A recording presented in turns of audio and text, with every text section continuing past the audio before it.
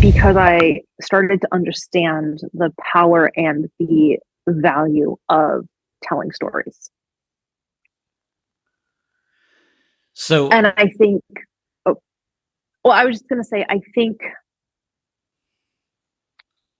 one of the things that silences us is that we tell ourselves, perhaps it wasn't that bad, it was my fault. We tell ourselves all of these things. And when we have the opportunity to talk with other survivors, so in my case, everybody that I am working with in advocacy is also a survivor. Like, we are wounded people trying to help other wounded people. When you start talking with other people, you realize I'm not alone. What I experienced was not okay. And I want to say something about it. Welcome to the Your Story Matters podcast with Branon Dempsey. Your Story Matters is dedicated to help survivors of abuse grow in their healing and recovery from trauma. While we may not be able to change our beginning, we do have the power to change the ending. We hope that you'll be inspired by today's message because you matter. Your healing matters because your story matters. Here's Branon.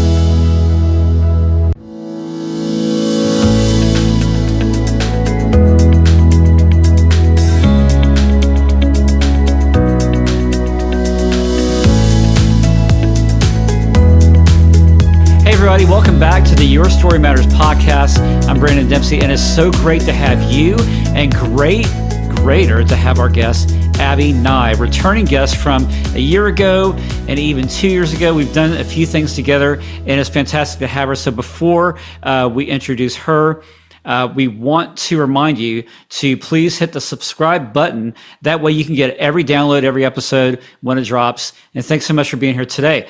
Abbi Nye. Today, we're going to be talking about, we've had Abbi on previously to talk about her experience through her physical abuse and also spiritual abuse. I found it important because we study this and it is helpful for our own journey of healing. And what I've come to discover, like many of you already have, is that finding your voice after abuse is, I think, one of the most difficult things in our survivorship and our recovery. I know it has been for me because you're conditioned, right, for so long to not talk and not expose because it brings out the truth and then therefore identifies your abuser.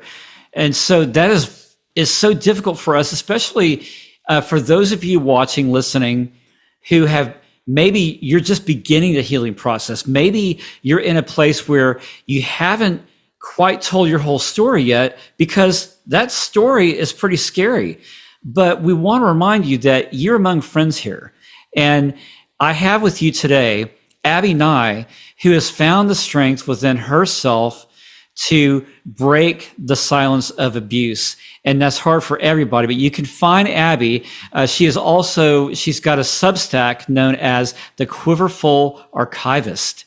And she's going to talk about that. You can find Abbi Nye on all socials as well. So let's welcome her now. Abbi, it's so great to have you. How are you today? I'm doing well. Thank you so much for having me back. Of course. It's awesome to have you. Yeah.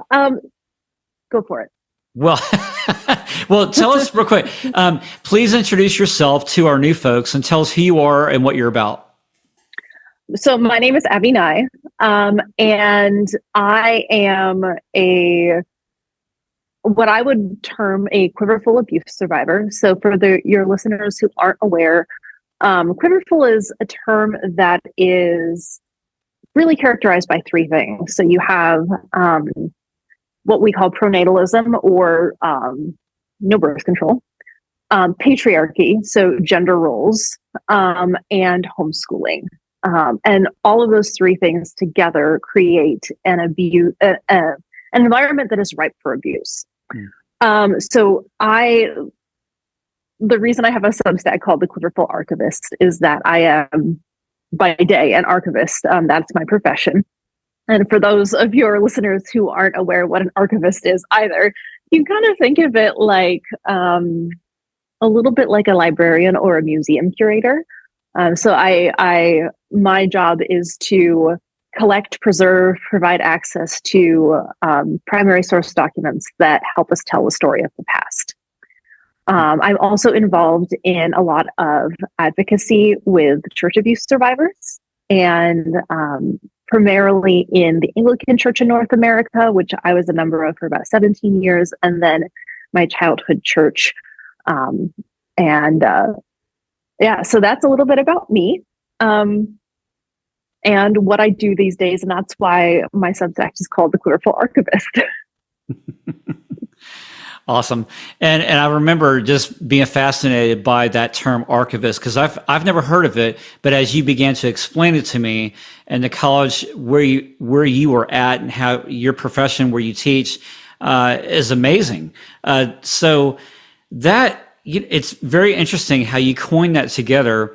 You're a survivor, and yet this is your work. And it's interesting too that a lot of us find ourselves unknowingly, I think, in a career in which we have come in working out of our survivorship, working out of our abuse. We find ourselves into professions that have either aided our healing or maybe have attracted us from our healing and not know it. So before we jump into the rest of that, can you tell us, what is your story? So my story is, in a nutshell, I was raised as a weapon for the culture wars. And when you have a family, a church culture where the family is God's weapon for victory, and children are sharpened arrows in your quiver, that is an environment that is ripe for abuse. I am the oldest of 9 children. I was homeschooled K through 12 in a very rural part of New York State. And we were members of a church that I would characterize as a very insular, quiverful community. And in that kind of context, it's so easy to isolate and abuse people. So that was my childhood experience growing up in that kind of context. I experienced a lot of physical abuse, emotional abuse, spiritual abuse. And then I got a chance to go to college, which was really a good turning point for me.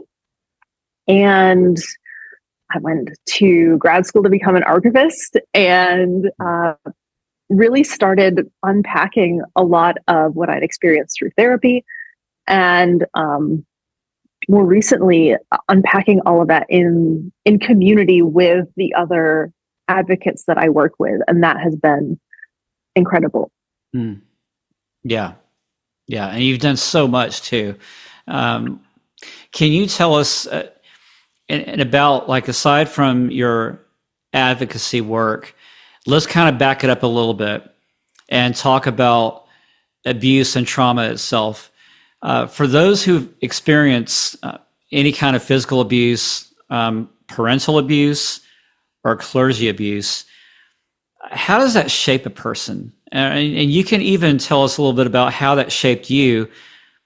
And then I guess my question is, how can people work through their trauma out of those types of environments and scenarios and events? Mm-hmm. It's really, really hard. It takes a lot of support from a community. One of the things we know from so much research is that adverse childhood experiences, sometimes they call them ACEs, have long-term impact on children as they grow up. They have long-term impact on your physical health, on your cognitive health. People who have high ACEs scores are much more likely to deal with anxiety, depression, addiction, have chronic health issues. So for a lot of us, like people like myself who experienced abuse of, whatever kind as a child, you go into adulthood and that shapes who you are. It doesn't shape who you will become, because there are ways of, seeking out therapy and other kinds of healing that your past does not have to be your destiny. But it's still a lot of work. Like, you have to put the work in. And, sometimes that means that your safe community is one person. That might be a therapist. That might be a friend or a loved one. Sometimes that is a broader community. And that's really where I think a lot of wonderful healing can come in, when you can find people. And sometimes that's just online, right? Like, you don't have people physically around you that you can be safe and vulnerable with, and sort of move through like that, processing that trauma.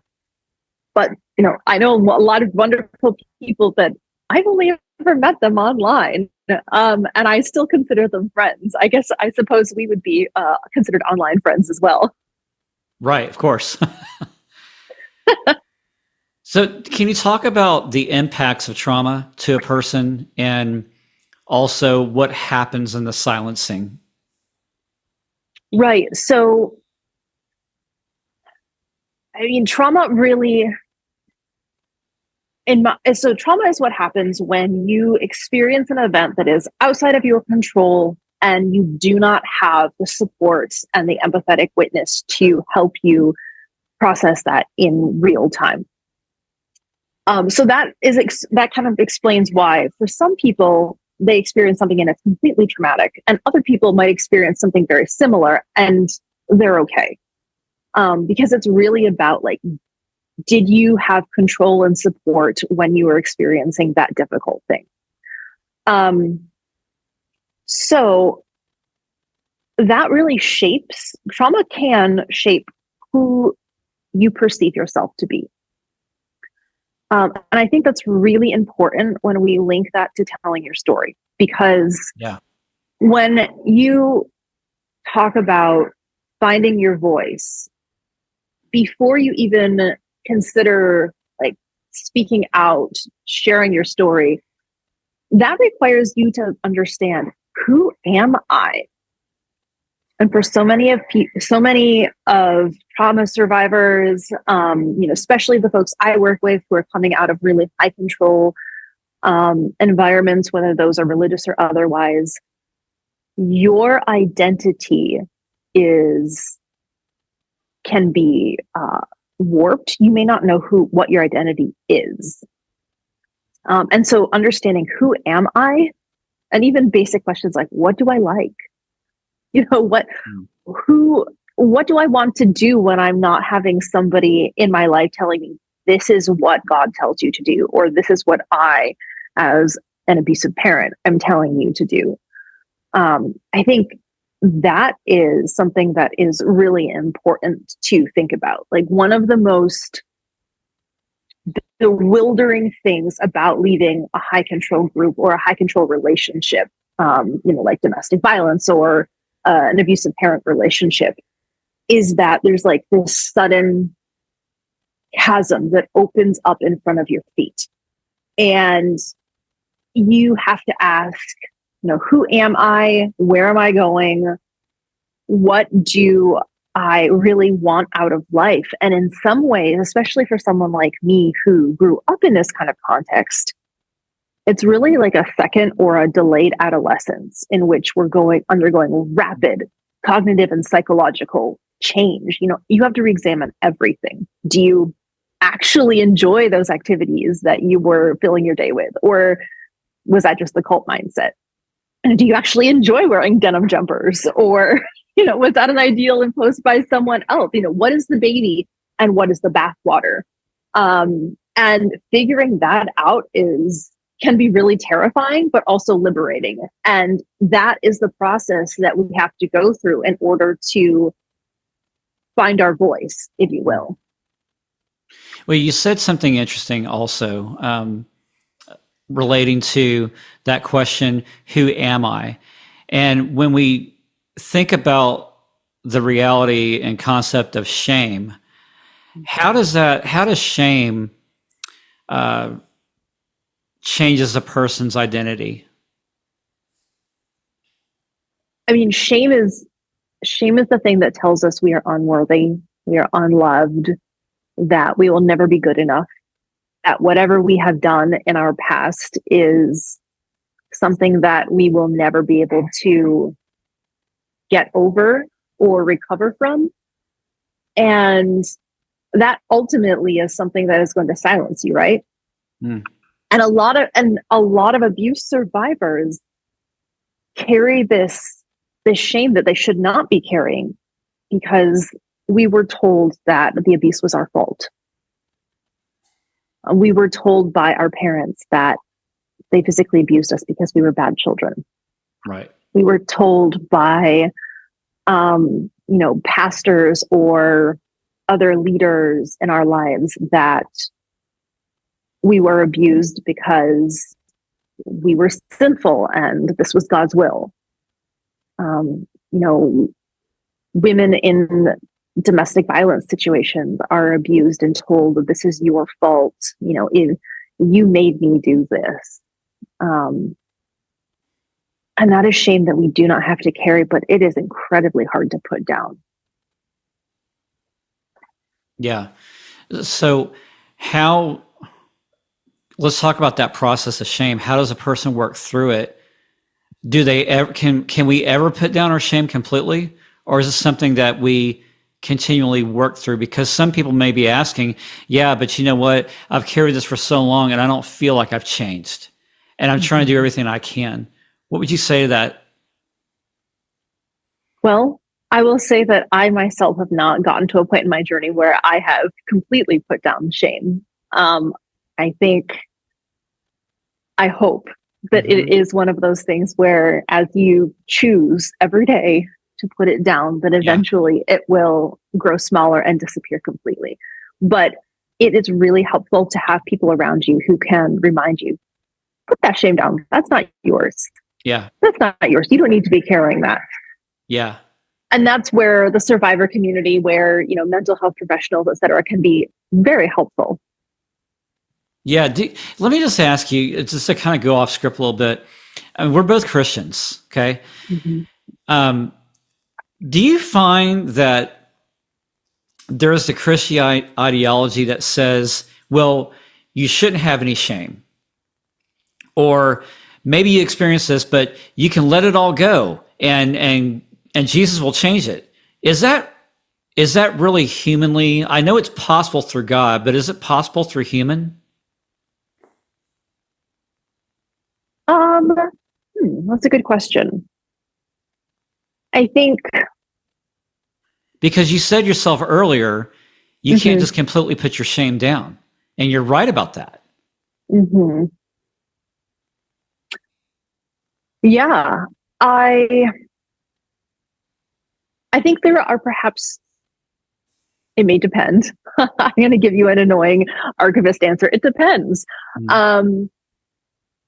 There may be some situations where there's like a very traumatic event and you thought that it was your fault and you find out later it wasn't, and you're able to drop that. For a lot of people who, especially like me, who grew up in the context where you come out with complex PTSD, and it's like, a series of things again and again and again for years. I think that's a lot harder because you're having to rewire your brain. And essentially what you're having to do is rewire your brain to think of yourself the way God does. Yes. And that is the possible part. And when we go through healing or trauma, you're correct. Our brain does rewire itself back to its original state before the traumatic event occurred. That's at least the goal that we should have in therapy. But it is really hard humanly. It's not hard through God. Okay. Mm-hmm. We know that by believing that he can do all things, but it's like, escaping a house fire. The fire may be over, but you still have the scars from it. And at least what I've learned is that those scars, I may have them and they're going to hurt. I'm going to look at them. But when I do look at them, I'm reminded of what I went through and how I was rescued and how they continually heal each day. Would you agree with that? I think I would. Yeah. And I don't want to make it seem like, oh, unless God does something miraculous, like we will never be fully healed. Yeah.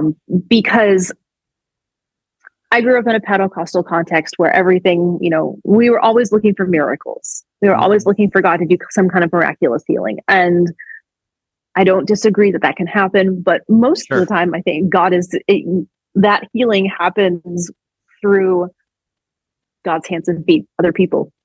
Mm.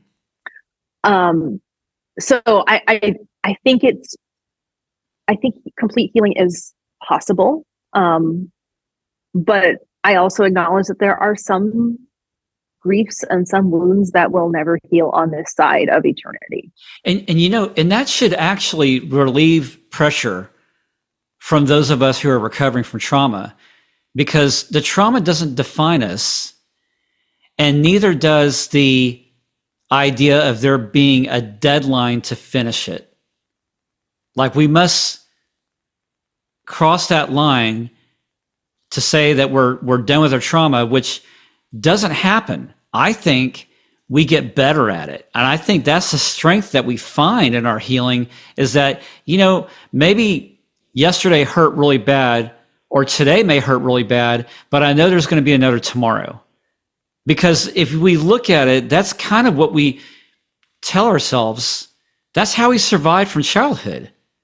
That's what kept us going, is that I know there's going to be another tomorrow, and I know I don't want this day to end me. There are things that are worth fighting for, even if I do not see them in my lifetime. Right. I think that's honestly the essence of the Christian faith, right? Like, you think about all those people in the intertestamental period who waited and waited, and generations went by. I mean, it's like 400 years. People died waiting.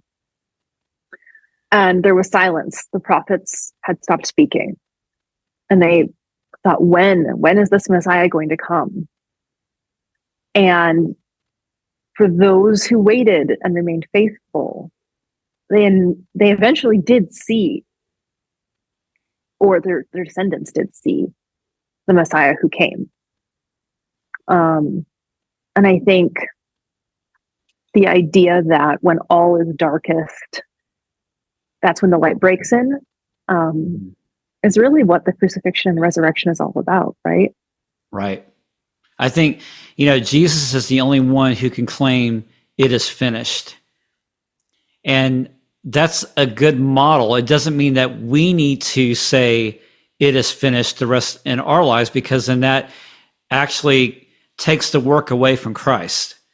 We depend upon him, that he's finished the work. And even when we can't, he can do it through us. But I think that's what makes, would you agree that's what makes surviving trauma so difficult, is that we put all that unwanted pressure on ourselves? Yeah, we place the pressure on ourselves to say that we are the ones who have to finish it.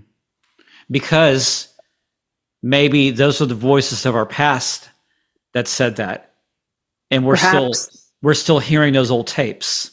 What do we do with those old tapes? Take the tape and tear all of that tape thread right out of it. That's right. And that's so hard. It's so hard to do. It is. I mean, yes.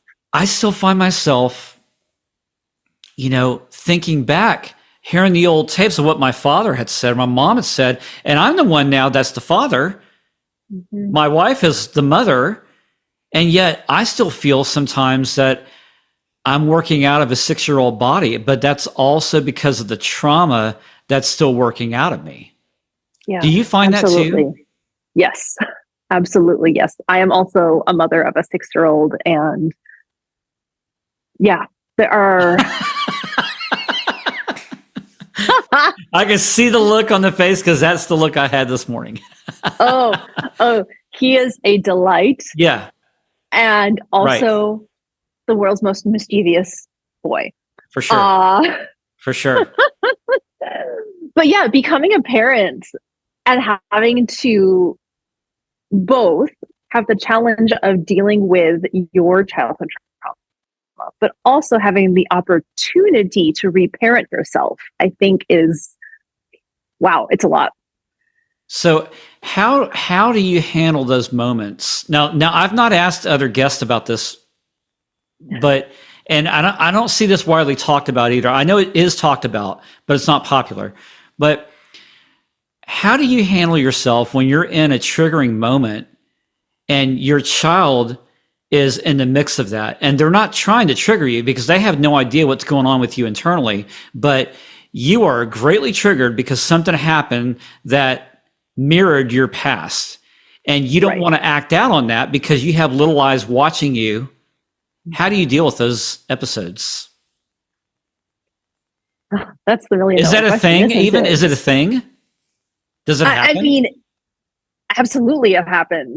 And I think I'm not weird. Not at all. So I think there are a couple of things that have been helpful, at least for me. And one is that we normalize in our family saying, I need some space. And like we teach my son to say that. And sometimes he'll do that. Mom, let me take my bath in peace. Give me some space. I'm like, okay, that's fine. Awesome. Yes. But saying like, I need some space. And sometimes that doesn't work because when I am feeling agitated and like hyper aroused, like he can sense that and he's going to be like, mom, mom, mom, mom. And in those cases, like I respond the best I can and then I repair later. Because there is no way I am going to respond perfectly every time I am triggered. Yeah. I am human. Yeah. But being able to come to him and say later, like, sorry, I didn't respond in the way I wanted to, is both helpful for me in the sense that I don't have the pressure to be perfect all the time. Yes. It is also helpful for him to see, oh, my parents are humans who are modeling, like apologizing for things because goodness knows my parents never did that. And also like that gives them permission to know like they don't have to be perfect either. So is it neat and tidy? Oh no. Oh no. There are times, there are so many times where I'm just like, I'm like, my whole body is tense. I know. We're in the car. We're in a traffic jam. Like the air conditioning is not working. The child is like, Mom, look at me. And I'm just like, yeah. And then, I mean, and we're only laughing because if you have children, if you're at a point in life where you have children or they're grown children by now, you know exactly what we're referring to because this is the hard work with trauma. I mean, I thought it was, working from my trauma, I thought it was one thing, but then when my kids came into play, it was like, it felt like I had to learn all over again, my tools. I've many times I just, I think the one thing that the first time it freaked me out was, when my son said, Dad, are you okay? You look a little like upset or far out, and I had to take that. And because on the inside, I'm like going, like my feet and legs are just going everywhere. And on the outside, I was like, son, I'm just not feeling too well right now, but I'm going to be okay. And I think that was a response I learned from my therapist, and it proved to be so good because this is what we are to do in our trauma recovery is to break the cycle, right? And to not respond in the way that our parents did, but then it serves as this awesome strength where like later on, man, I felt like crap, and it took hours to come out of that anxiety or panic attack that I had. Right. But when I came out of it, I went back to our children and said, hey, I just want to thank you. Or if I'd made a mistake, I would apologize like you, Abby. but it served as a strength because on the inside of me, I'm going, wow, that's a new step in my healing. I did it. I did something that my parents weren't able to do. And it shocked me, rocked me for years. And now I've come to this point where I can close one of those circles. Yeah. And I think also one thing that I've learned from therapists and other wise adults is when afterward, and I'm able to, assuring the child that my distress was not because of something bad they did. Like, sometimes I'm triggered by nothing related to a child. But making sure they don't know that they're not like responsible for right make my emotions. Like I don't want to put that on them. It's like, I love you, you didn't do anything wrong, this was like, I was having a really hard time, and that happens. And folks, the reason why we're talking about these different types of scenarios, and not to get off track, but I think all these little bits and pieces that happen, they are the cause of the silencing that we've suffered, but it's also to help break it's also to break that cycle so our children don't suffer. And whether if you have children or not, we want to learn how to break that silence. So Abbi, can you tell us, when did you find your voice to break your silence? And what happened? How did you work through it? Yeah, it was a gradual process for me. Just as it was a gradual process of figuring out, who am I apart from all of the boxes that I grew up in? What do I actually want that's what I want and not what my parents and church leaders want? And I started small. I started with my husband and a therapist. I remember the first time I tried writing out bits and pieces of my story to help my husband understand. And it took me months because I would start and I would get so nauseous because of the trauma that I had to stop. Eventually I got through it, and I had 15 pages or whatever, very high level material.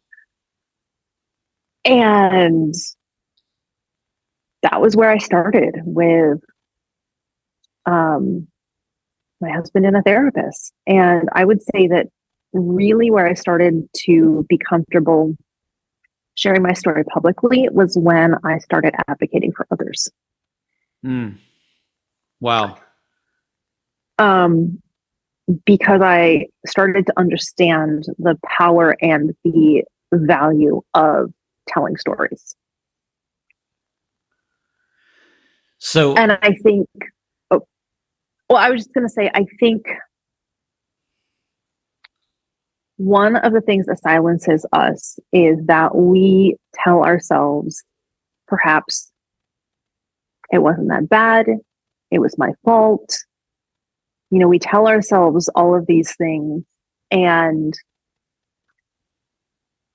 when we have the opportunity to talk with other survivors, so in my case, everybody that I am working with in advocacy is also a survivor. We are wounded people trying to help other wounded people. When you start talking with other people, you realize I'm not alone. What I experienced was not okay. And I want to say something about it. You said a lot of things that are just so powerful. And you're able to identify that pain. And you're able to describe what it was and say with confidence that it's not my fault. How key is that in healing? I mean, that is, in my opinion, as somebody who's an archivist and not a therapist, I think that's really the the heart of it, right? Yeah. Because ultimately, whatever kind of healing journey we go on, what kind of treatments we undergo, what kind of medication we are on, it is ideally going to help us tell the truth about our story. And when I say the truth, that means not only what we experienced, but who we are, which is not defined by our trauma, but is much greater than that. And if you're a Christian, who you are in God's eyes. So, for instance, I have struggled with anxiety and depression my entire life. And that with that depression, it is very easy for me to say, I am worthless. I will never get out. I can't do this. And with the help of medication, I am able to turn off to a certain degree those lies and say, no, I am not worthless. This is who I am. I have value. My story matters. And I'm able to tell the truth about what I experienced and who I am. Mm-hmm. Absolutely.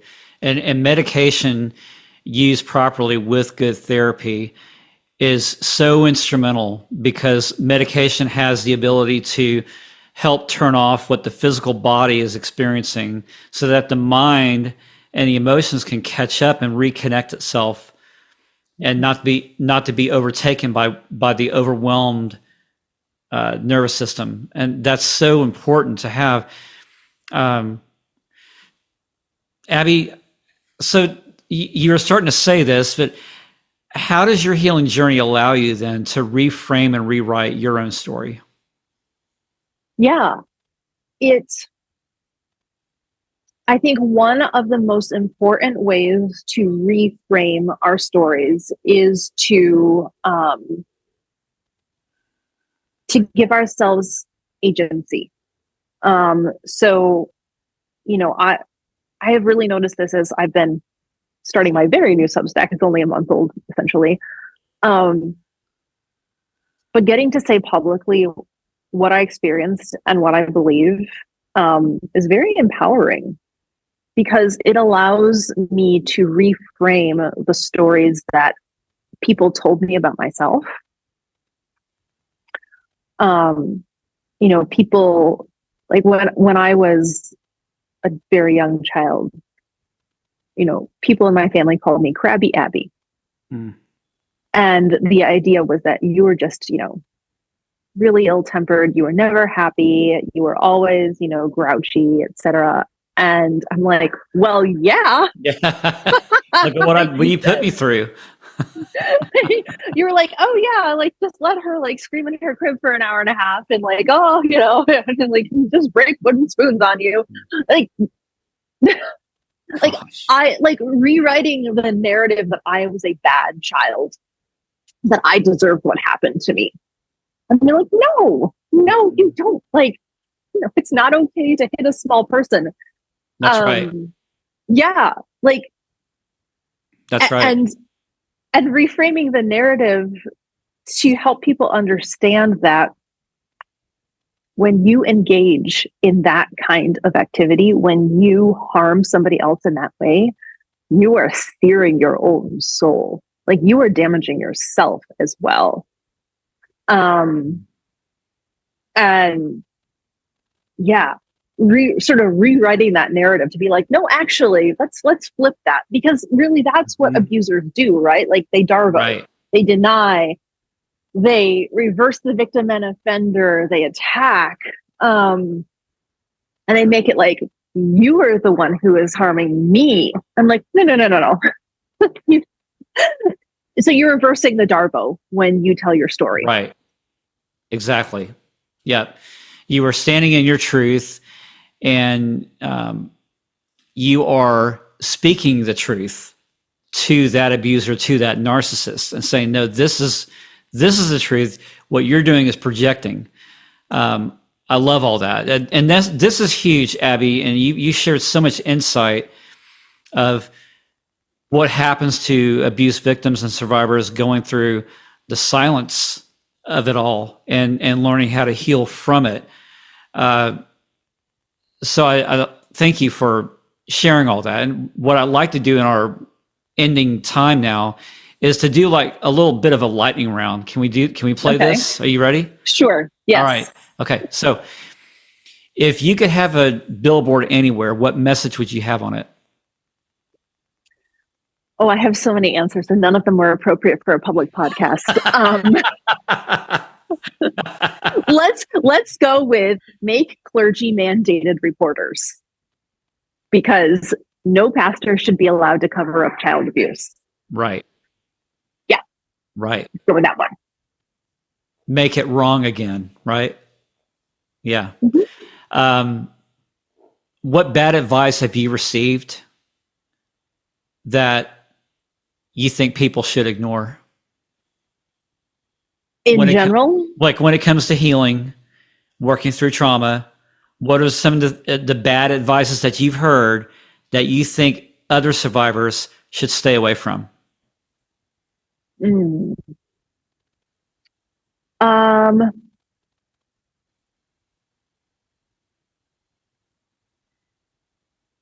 Well, this is tricky because I thought about something with my profession. Sorry, you'll have to like edit a bunch of this out. I'm not. What? This is your job as a podcaster to make me look good.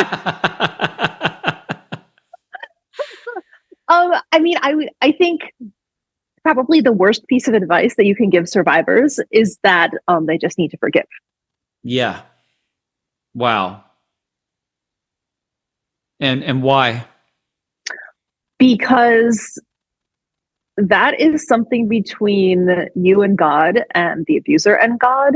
And it is often not safe in this lifetime for you to have some kind of reconciliation moment with your abuser. What does forgiveness really mean? And I'm not talking about the forgiveness that we have from God, but to each other. What does it mean from one another? I mean, I would say that forgiveness between people needs to involve the person who offended, recognizing what they did, apologizing, making amends, and then the person who has been harmed accepting that apology and accepting what has been offered in recompense. It's a full circle process. It's not something where you just say, "Oh, I've forgiven that person." So how does the survivor handle this if they can't get that resolve, which they probably will never get that resolve from their abuser? How does the survivor handle that part?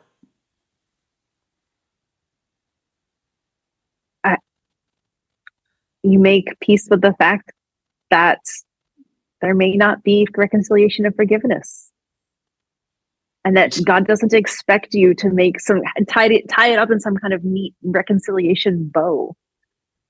Yeah, well, I mean, because forgiveness is really a letting go of the anger, right? It's like forgiving a debt. If you were to harm me, then there's a debt now that I've incurred based upon the damage that you caused. But when I forgive you, I'm letting go of that debt, which is hard to do. Mm-hmm. So really the forgiveness is really for me. It's not for my abuser. Yeah. And that would make it, how do you find that being beneficial for a survivor to know that?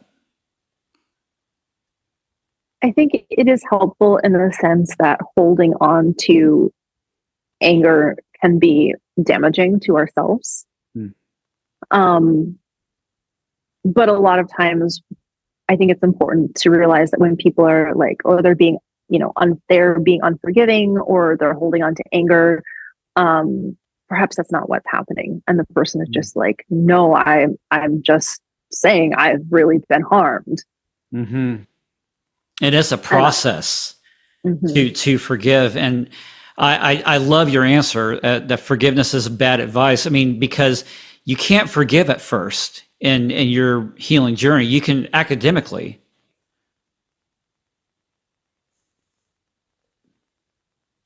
We can academically. I think the video has been cutting out a bit. You still with me? Okay. I am. So academically, we can forgive somebody, but from the heart, that's where the struggle is, because you're still going to feel it because you're still human.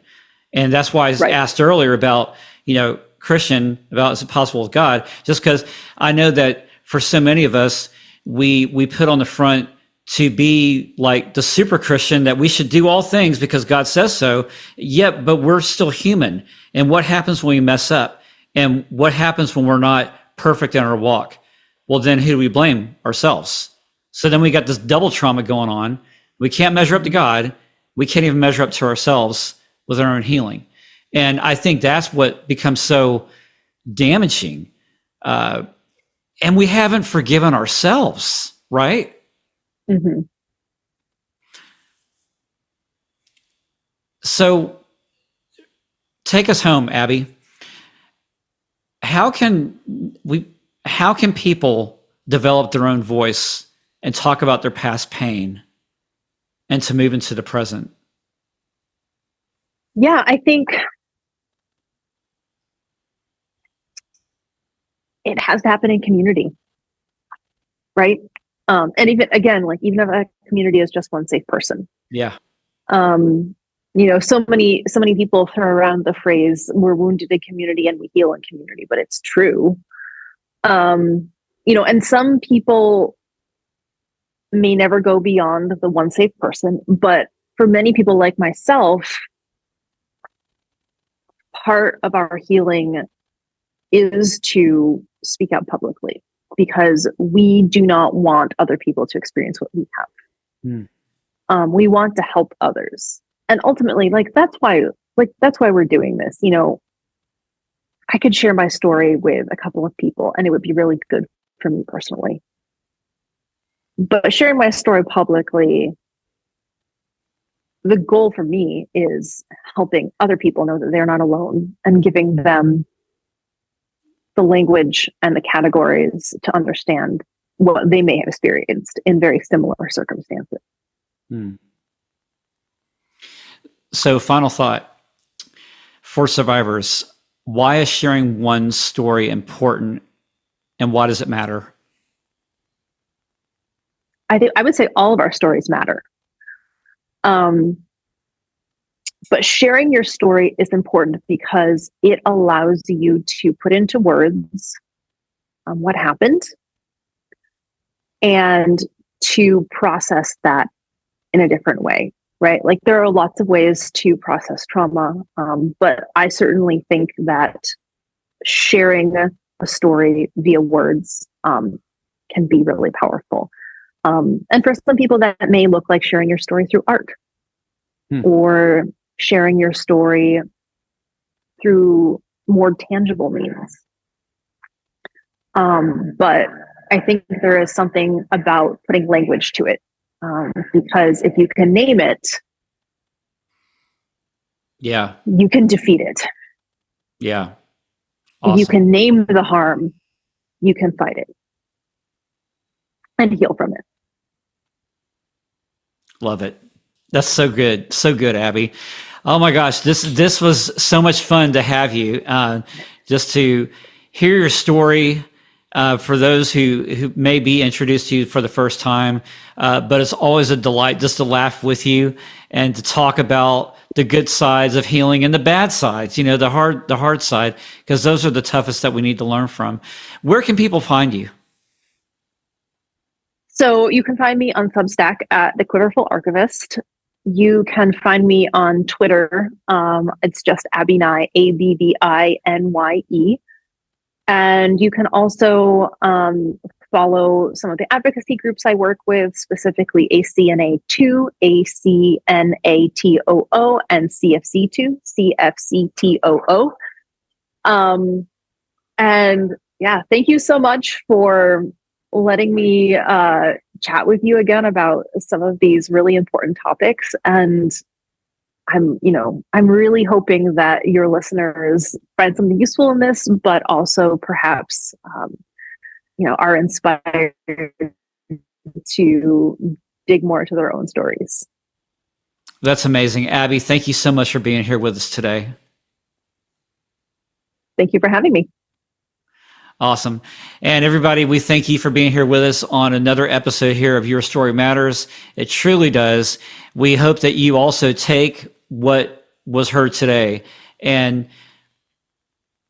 let that, find some of the points that we hope that help you, and that you're able to look into some of these things that were shared by Abbi and to see what's useful for your healing, and then to maybe share that with some of the safe people that are within your circle, because truly your story really does matter. We hope that this empowers you, and thank you for being here with us today. Remember, your story matters.